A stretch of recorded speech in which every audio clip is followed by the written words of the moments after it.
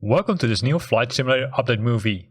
It's here, Sim Update number 7, which adds a lot of cool things, right? So we discussed it all, or say most things already in a previous video earlier this week, like the new aircrafts, the new airports, the new missions, tutorials, features, and photogrammetry cities. Always a difficult word.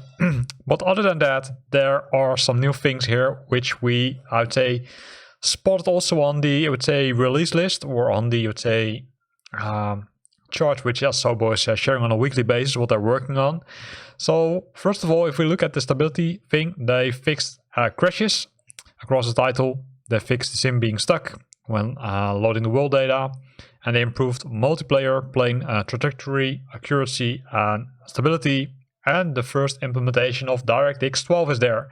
So it can now be activated in the option menu, which we will look at later on once it's installed. The navigation has been updated to cycle 2111. For those who are not using, I would say, Navigraph or something else, then you've got the latest update of the navigation data. There were some issues with the flight plans that were externally loaded or manually added in the world map. Will no longer be recomputed from scratch when changing the instrument procedures or the parking spots. Cool.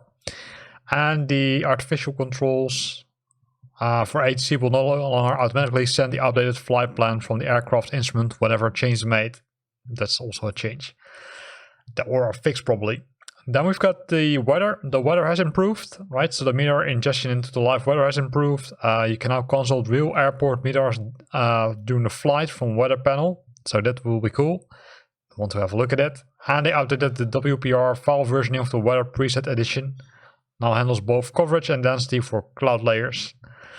Other than that, they fixed some AGL, MSL UI issues, the wind things, which are being now updated correctly, and a lot of fixes for the virtual reality for those who are the lucky ones which have a virtual reality controller. A lot of, fixes there. I'm not going to all of them in detail.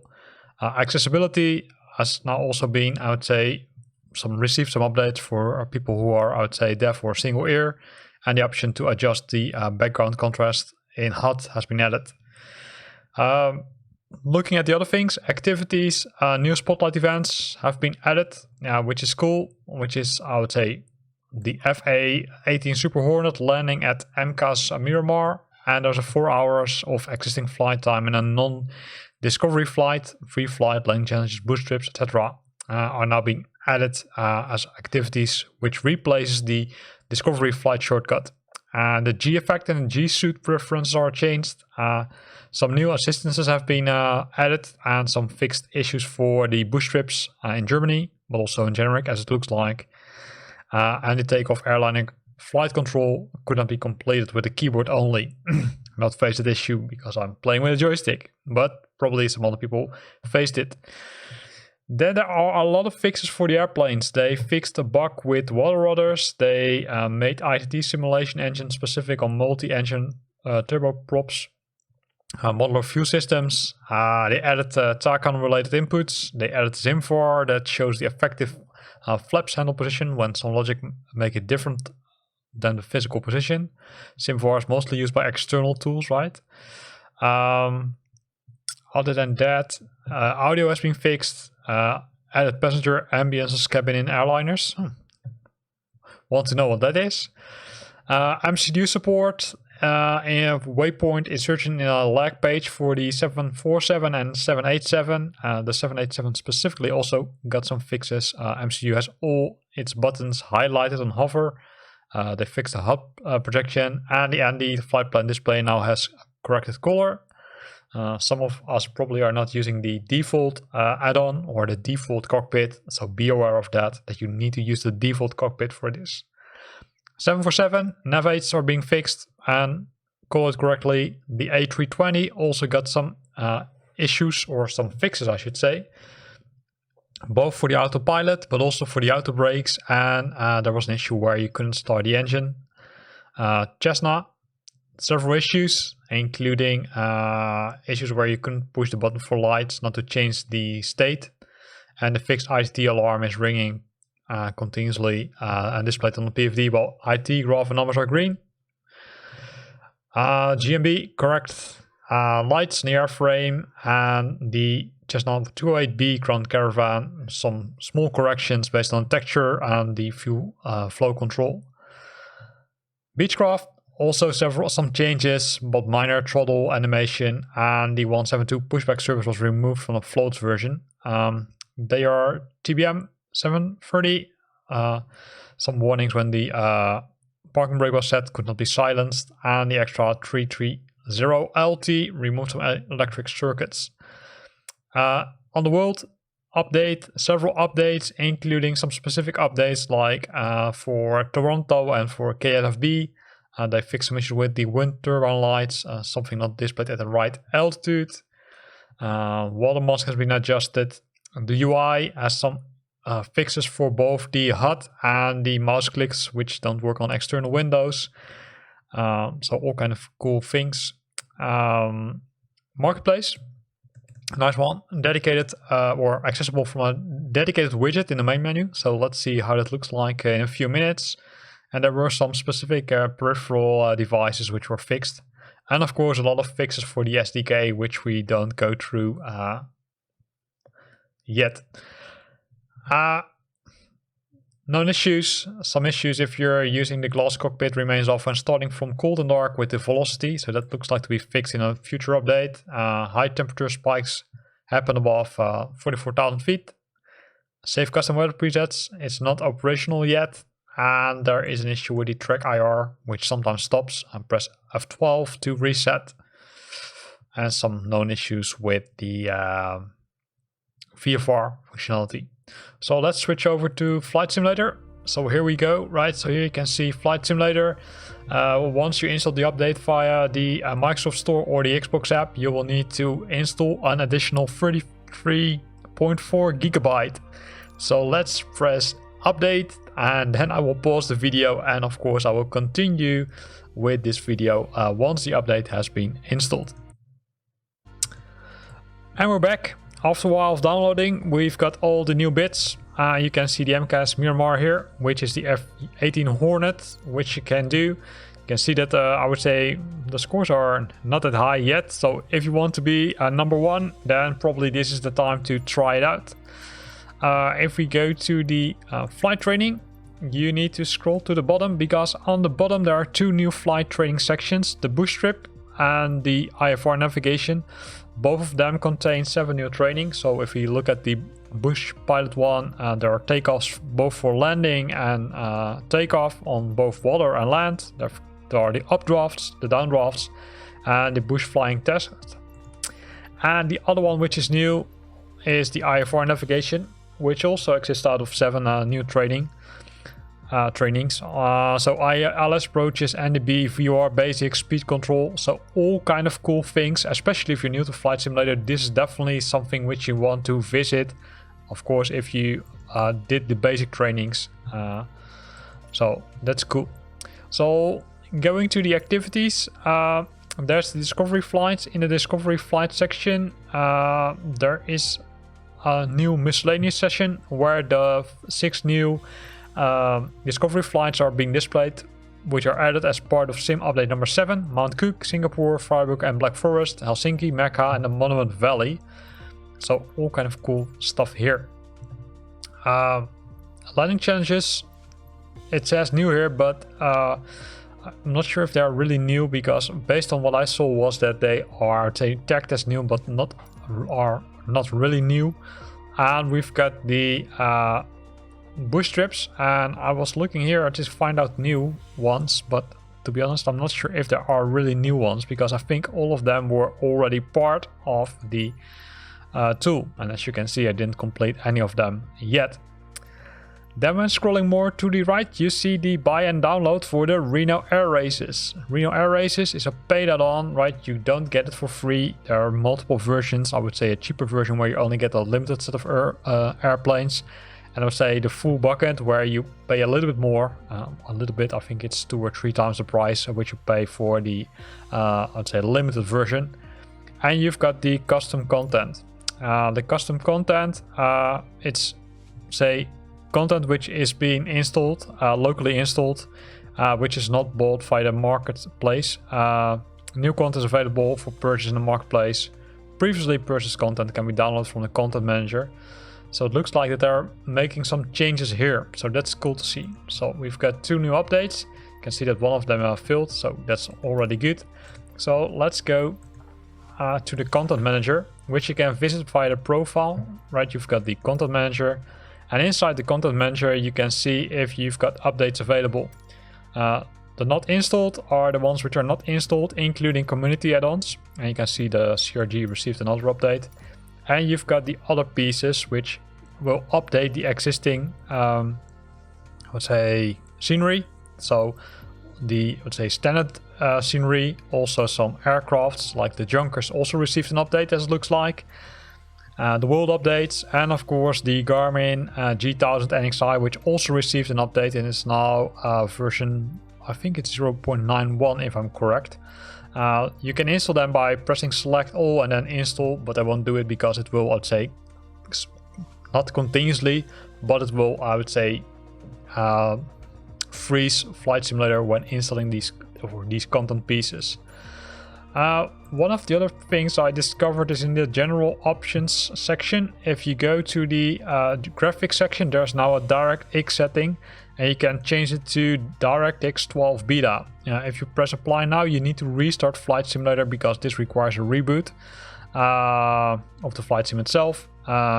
Always check the, I would say, settings which you put on before, because in my case some of them were, I would say, not really screwed, but they were changed.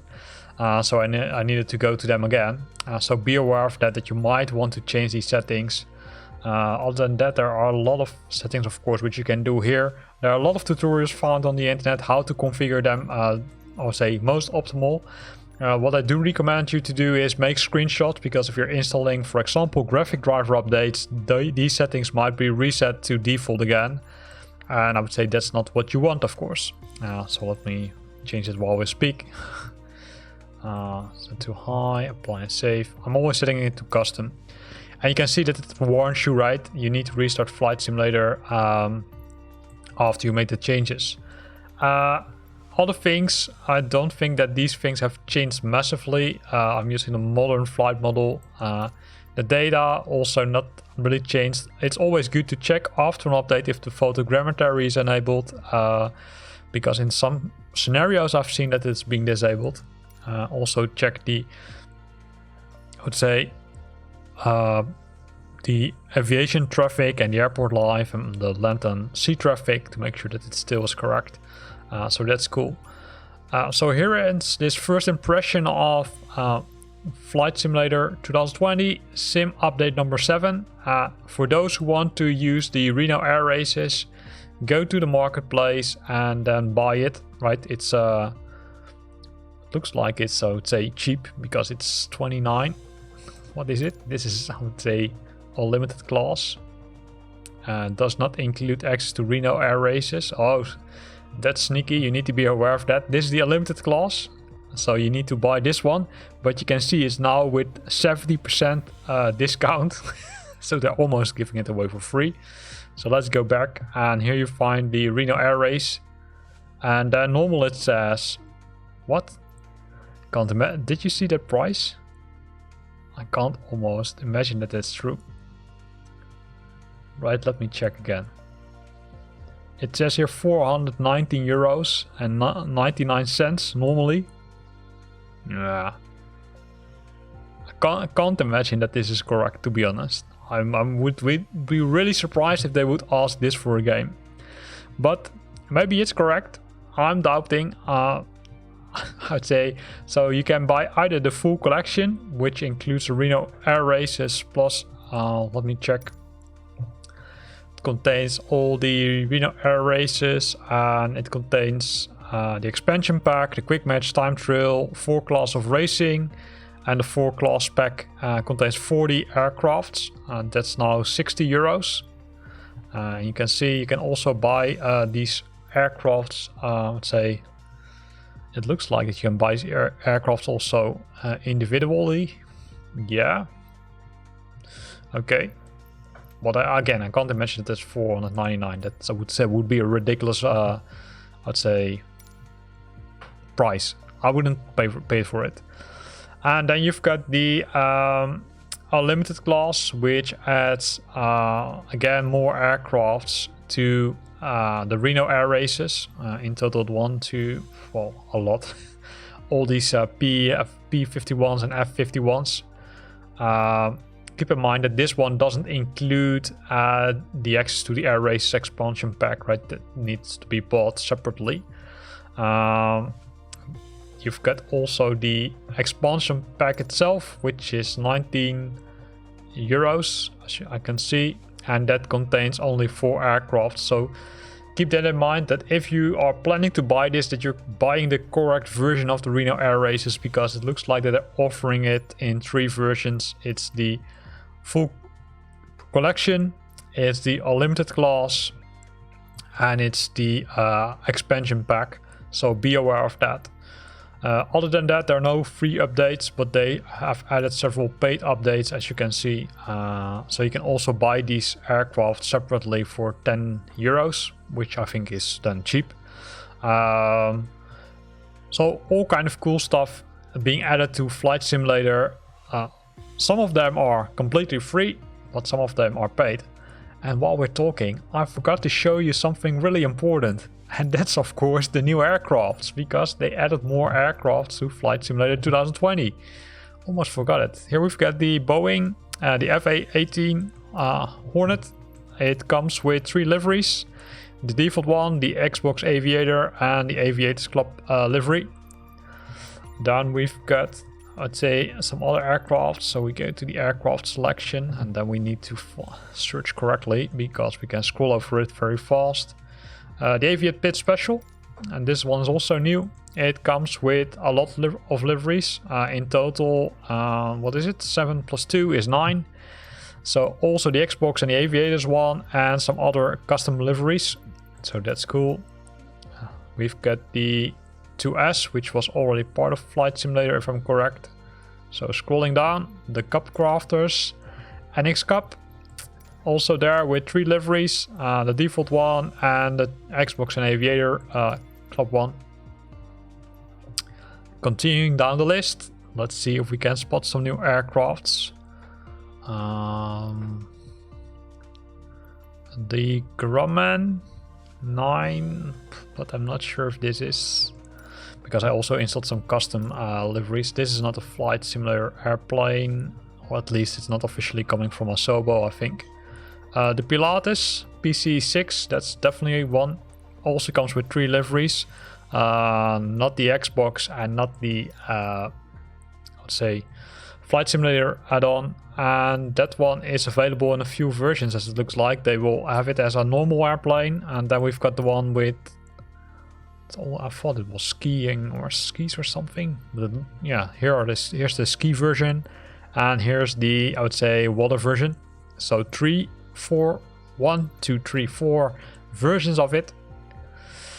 Scrolling down the list, that's I think what we had, right? So yeah.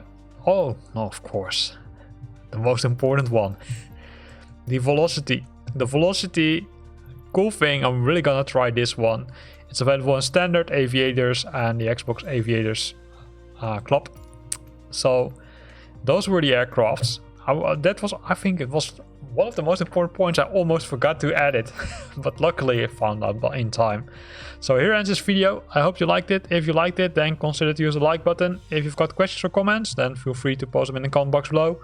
And if you want to stay up to date about new videos I'm posting, then make sure that you're subscribing to my channel.